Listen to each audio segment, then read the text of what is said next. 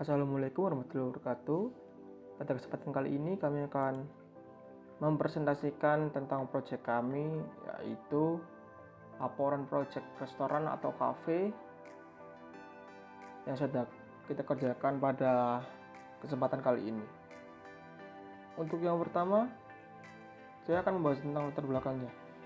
Latar belakang kami menggunakan kafe sebagai tujuan kami ini karena menurut kami kafe atau restoran ini merupakan hal yang penting dan hal yang sangat banyak terbuka di negara kita ini juga.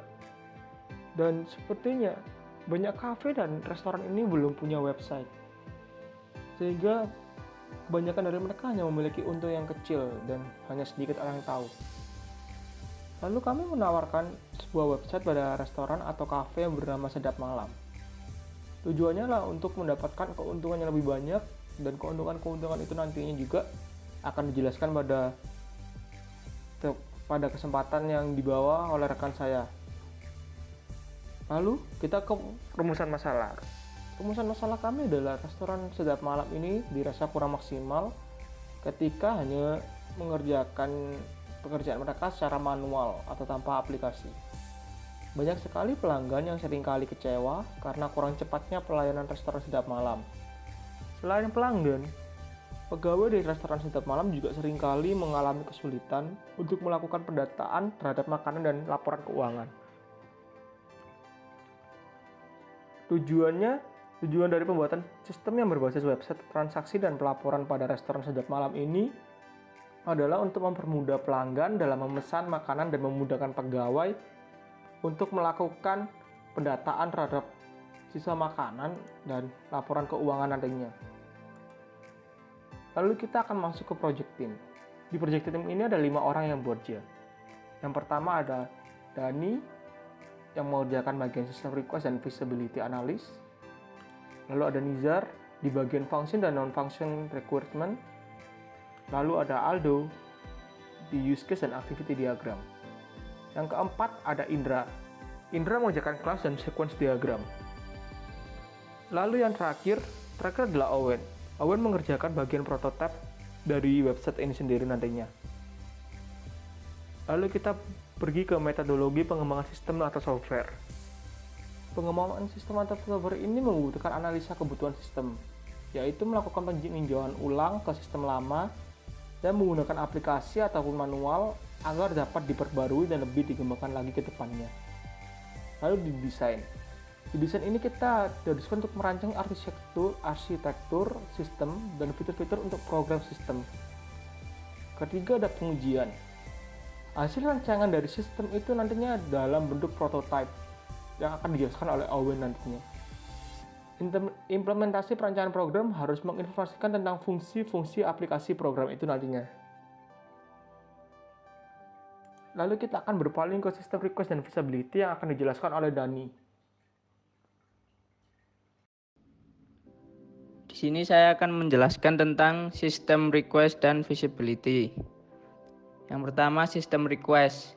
Sistem informasi menu restoran atau kafe berbasis website. Project sponsor. 1. Anindya Lukito. 2. Sepia Dwi Arma Putri. 3. Alia Rizky Ashari. 4. Krishna Oktriansyah. 5. Triwahyudi. Kemudian business needs. Project ini dikerjakan atau dibangun untuk 1. Mendapatkan pelanggan baru dari internet. 2. Memudahkan para pelanggan untuk mengetahui tentang restoran ini. 3. Meningkatkan efisiensi masalah pelanggan melalui internet. Selanjutnya, business recruitment. Sistem yang mendukung segala kegiatan dari penjualan menu restoran secara online melalui internet. Fitur-fitur yang harus ada. 1. Fitur menu makanan dan minuman. 2. Fitur pencarian makanan dan minuman.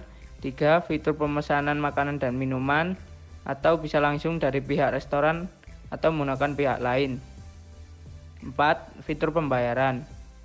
Selanjutnya, business value. Ada 2, yaitu intangible value. 1. Agar pelanggan mendapatkan kenyamanan dan kepuasan. 2. Meningkatkan brand recognition tentang restoran di internet. 3. Meningkatkan persona restoran atau wajah restoran di dunia internet. Yang kedua, tangible value. Meningkatkan jumlah income dari pelanggan baru yang ada di internet.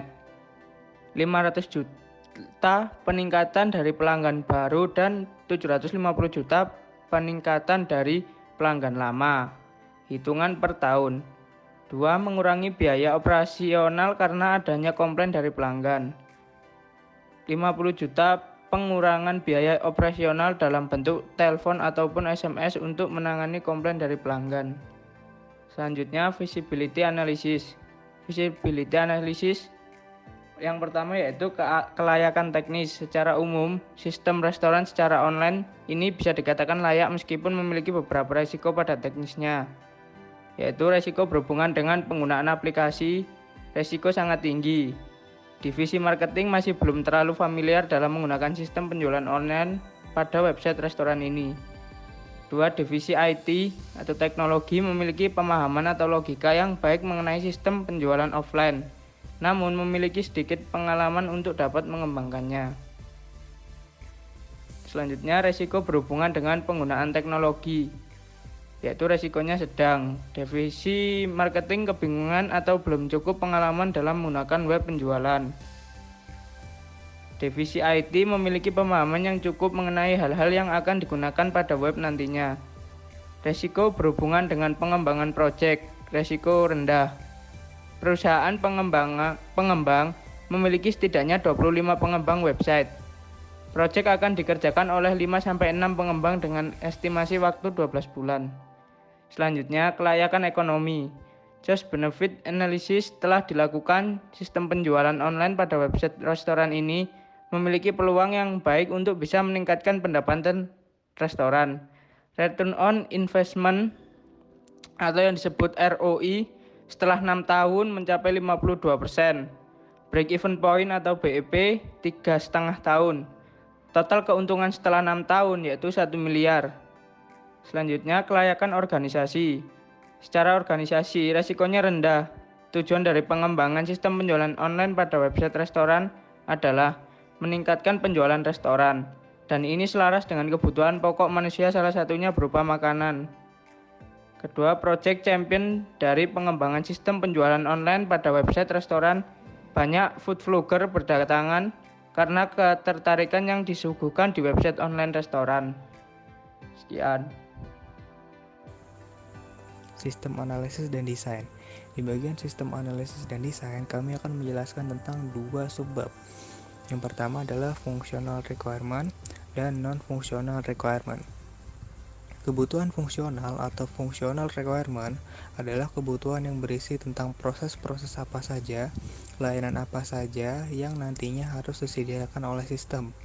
Pada sistem restoran dan kafe yang kami buat ini, kurang lebih ada 15 functional requirement. Yang pertama, pelanggan dapat melakukan input login, pelanggan dapat melihat daftar menu yang tersedia, pelanggan dapat mencari menu yang diinginkan, pelanggan dapat membeli dan memesan menu yang diinginkan, pelanggan dapat memilih pengiriman pesanan, pelanggan dapat melihat menu yang dipesan dan pengiriman yang dipilih, pelanggan dapat memilih metode pembayaran, pelanggan dapat melakukan pembayaran, pelanggan dapat melihat hasil pembayaran yang telah dikonfirmasi, admin dapat melakukan input login, admin dapat mengelola menu yang tersedia, admin dapat mengkonfirmasi pesanan yang telah dilakukan oleh pelanggan, admin dapat mengelola data transaksi pelanggan, manajer dapat melakukan input login, manajer dapat mengelola data transaksi pembelian pelanggan. Nah, yang kedua adalah non-functional requirement. Jadi non-functional requirement ini adalah kebutuhan yang menitik beratkan pada properti perilaku yang dimiliki oleh sistem. Nah, kebutuhan non-fungsional ini juga disebut sebagai batasan layanan. Nah, pada sistem restoran cafe ini, setidaknya kurang lebih ada 9 non-functional requirement. Yang pertama, sistem memiliki tampilan user interface yang mudah dipahami. Yang kedua, sistem dapat dijalankan di berbagai software web browser, diantaranya Google Chrome, Mozilla Firefox, Opera, Internet Explorer, dan lain sebagainya. Selanjutnya, sistem dapat memvalidasi transaksi pembayaran yang dilakukan. Sistem dapat memvalidasi bahwa pengguna bukanlah bot. Sistem dapat menjamin keamanan data pribadi pengguna. Sistem harus mudah diakses oleh pengguna. Sistem dapat memberikan respon pemberitahuan atau email jika terjadi transaksi pembayaran, dan respon pemberitahuan atau email ini diberikan kepada pelanggan maupun admin. Sistem dapat melakukan cancel transaksi pembelian atau pembayaran secara otomatis jika terjadi kesalahan oleh sistem ataupun pengguna. Dan yang terakhir, sistem dapat menyesuaikan tampilan user interface desktop web maupun Android. Saya akan mempresentasikan diagram use case. Skenario use case digunakan untuk memudahkan dalam menganalisa skenario yang akan kita gunakan pada fase-fase selanjutnya dengan melakukan penilaian terhadap skenario tersebut. Pada diagram use case ini ada 3 aktor, yaitu pelanggan, admin, dan juga manajer. Pelanggan melakukan login, memilih menu, memilih pesanan, lalu memilih metode pembayaran hingga konfirmasi pembayaran, lalu dikonfirmasi oleh admin, dan admin mengelola data penjualan hingga laporan penjualan sampai pada manajer. Berikut ada masing-masing tabel aktor dan juga tabel use case untuk membuat gambaran supaya lebih jelas.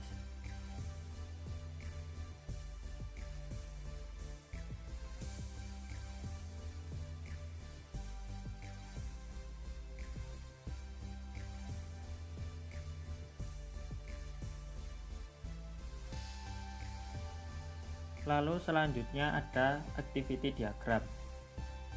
Yang pertama ada activity diagram pemesanan. Diawali dengan pelanggan login memasukkan username dan password, lalu web menampilkan halaman utama, pelanggan membuka daftar menu, lalu web akan menampilkan daftar menu, kemudian pelanggan mencari menu yang ingin dipesan, memilih menu yang akan dipesan, memilih pengiriman pesanan, lalu web akan menampilkan opsi pengiriman pesanan hingga menampilkan pesanan dan pengiriman yang dipilih oleh pelanggan. Gambar tersebut adalah diagram activity yang menggambarkan aktivitas pemesanan dari awal hingga opsi pengiriman yang akan diinginkan dengan pesanan yang dipilih oleh pelanggan. Lalu yang kedua ada activity diagram pembayaran. Dimulai dari website menampilkan halaman pembayaran, lalu pelanggan memilih metode pembayaran, mengkonfirmasi pembayaran, lalu pelanggan akan menunjukkan bukti pembayaran hingga web menerima bukti pembayarannya. Lalu yang ketiga ada activity diagram laporan. Dimulai dari admin memilih periode penjualan, menunjukkan laporan penjualan hingga manajer menerima laporan penjualan. Gambar tersebut merupakan gambaran aktivitas laporan penjualan mulai dari admin kepada manajer restoran. Terima kasih, selanjutnya akan dilanjutkan oleh Indra. Saya akan menjelaskan tentang kelas diagram dan sequence diagram restoran setiap malam yang berbasis online. Untuk kelas diagramnya ada beberapa objek antara lain admin, login, web atau sistem transaksi, pelanggan, manajer, dan menu. Untuk melakukan transaksi pemesanan, pelanggan harus login pada website. Admin dan manajer juga harus login untuk melakukan transaksi dan laporan penjualan. Admin melakukan pengelolaan data, menu, dan data transaksi untuk mengelola transaksi yang terjadi sebelum dijadikan sebagai laporan transaksi kepada manajer. Selanjutnya, sequence diagram. Ada beberapa tahapan. Yang pertama, sequence diagram pemesanan. Untuk melakukan pemesanan, pelanggan harus login, lalu melihat menu pada daftar menu, kemudian memilih menu kemudian memilih opsi pengiriman. Kedua, sequence diagram pembayaran. Pada sequence diagram pembayaran, pelanggan bisa memilih metode pembayaran yang diinginkan. Lalu setelah menyelesaikan pembayaran, maka pelanggan akan mendapat bukti pembayaran. Selanjutnya, sequence diagram laporan. Admin akan menunjukkan laporan penjualan berdasarkan periode penjualan yang dipilih. Sekian pembahasan dari class diagram dan sequence diagram. Prototype. Pada prototype ini kita memiliki dua bagian, yaitu yang pertama user dan admin. User di sini adalah pelanggan-pelanggan yang akan mengakses website kita nantinya, dan pelanggan itu dapat memesan dari website itu langsung sendiri ataupun dari pihak ketiga nantinya. Lalu admin ini hanya bisa untuk melakukan login dan melakukan laporan keuangan serta melakukan penambahan data pada makanan ataupun pada menu. Lalu langsung saja kita cek pada bagian user yang pertama. Yang pertama, ketika user sedang pertama kali masuk, akan disuguhkan tampilan homepage dari restoran sedap malam ini sendiri. Di sini user memiliki banyak pilihan. Ada home yang akan mengarah ke homepage ini sendiri nantinya, lalu menu yang akan masuk ke bagian menu, lalu di location akan memberitahukan lokasi restoran sedap malam ini sendiri. Charge itu adalah total ataupun hal yang akan dilakukan sebelum kita men-check out menu yang sudah kita pilih.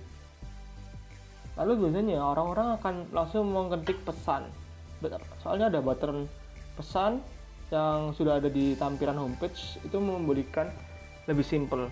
Dan button pesan ini akan mengarahkan langsung ke arah menu. Di menu ini juga nantinya ada 3 pilihan yang akan ditampilkan, yaitu menu yang sort by semua, ini campur antara makanan dan minuman. Lalu ada juga yang menu sort by makanan yang hanya ada makanan isinya. Lalu yang terakhir adalah menu sort by-nya minuman.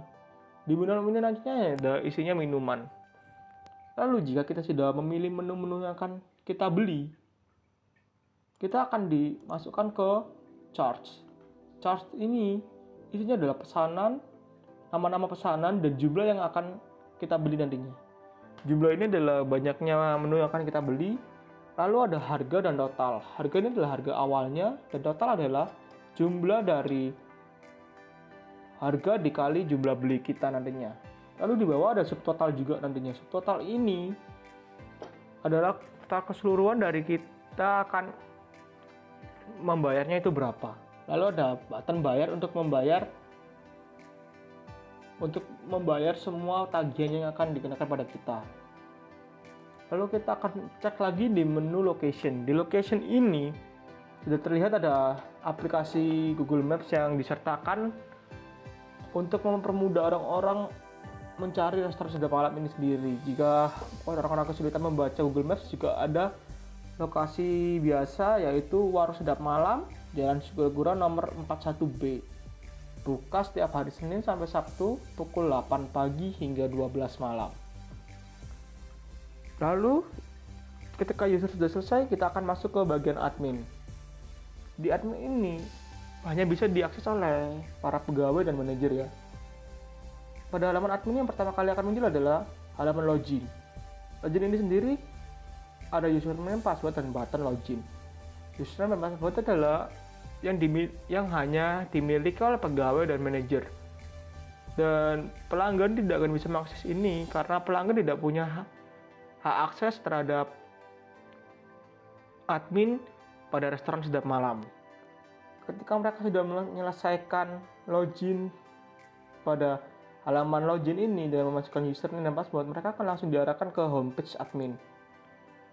Di homepage adminnya hanya ada 2 pilihan menu ya. 3. Yang pertama input data, laporan, dan tombol untuk logout.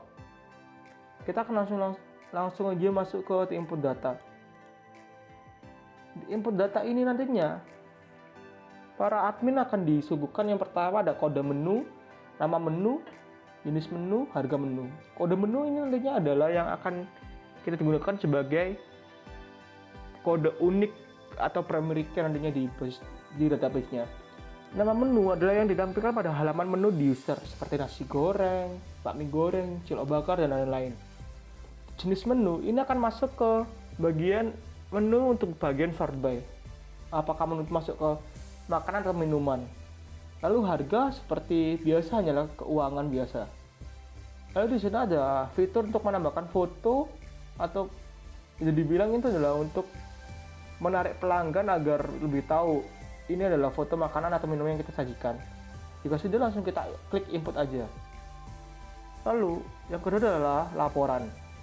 Di laporan ini adalah tentang laporan keuangan yang kita dapat selama 1 hari pengerjaan. Seperti contohnya adalah yang pertama nasi goreng terjual 15 piece, totalnya 180.000. Cilok bakar 10 piece, totalnya 130.000. Es jeruk 25 piece, totalnya 125.000. Es lemon teh 20 piece, totalnya 160.000. Jadi total pendapatan kita pada sehari bisa dikatakan 595.000. Menurut saya sudah cukup seperti itu pada halaman admin. Kita tinggal logout, kita tinggal klik pada pojok kanan atas menu tombol on off itu, lalu kita pilih logout nantinya. Sekian penjelasan dari kami, kelompok Project Sedap Malam. Semoga dapat membantu Anda semuanya. Terima kasih. Oke teman-teman, seharusnya tadi ada yang kelewatan ya, yang habis di charge waktu bayar itu harusnya itu masuknya ke sini dulu, baru kita cek ke menu location. Jadi habis di charge bayar itu, kita itu harus ngisi informasi buat pengiriman ini dulu buat pelanggannya. Supaya kita bisa tahu kita bakal ngirimnya itu kemana, atau biar pihak Sedap Malamnya itu mengerti yang pesan itu siapa, alamatnya di mana, nomor HP-nya itu berapa. Lalu di sini tuh ada form yang isinya itu ada nama pelanggan, alamat, nomor HP, sama total bayar. Nama pelanggan ini udah jelas untuk memberikan kita kemudian waktu kita mau menghubungi pelanggan kita nantinya. Lalu alamat ini adalah alamat yang kita gunakan untuk pengiriman makanan atau pesanan menu yang mereka mau. Lalu nomor HP. Nomor HP di sini berguna untuk menghubungi pelanggan waktu kita sudah sampai di titik lokasi yang pelanggan beritahukan, supaya menjadi lebih gampang untuk menghubunginya. Lalu untuk total bayar ini bakal otomatis keisi sama yang kemarin yang di charge itu, yang totalnya itu langsung bakal keisi. Jadi total bayar ini langsung dapatnya dari charge ya teman-teman, bukan kita ngisi sendiri sebagai pelanggan. Lalu kalau udah diisi semua formnya, kita klik button bayar ini. Waktu diklik akan keluar tampilan seperti ini. Di tampilan ini kita disuguhkan opsi pembayaran. Di Sedap Malam ini ada 4 opsi. Yang pertama yaitu transfer mandiri, lalu transfer BRI, GoFood, sama GrabFood. Kalau kita pakai transfer mandiri dan BRI, berarti otomatis kita menggunakan jasanya si Sedap Malam ini secara langsung teman-teman. Jadi kita nggak pakai pihak ketiga, nggak pakai Gojek ataupun GoFood-nya itu atau GrabFood, dan kemungkinan besar nggak akan dikenakan biaya admin ataupun biaya ongkirnya. Sedangkan kalau kita pakai GoFood atau GrabFood, itu langsung dialihkan ke aplikasi tersebut, dan lebih lanjutnya para pelanggan bakal konfirmasi lagi dengan drivernya. Cukup sekian pembenaran dari kami. Terima kasih.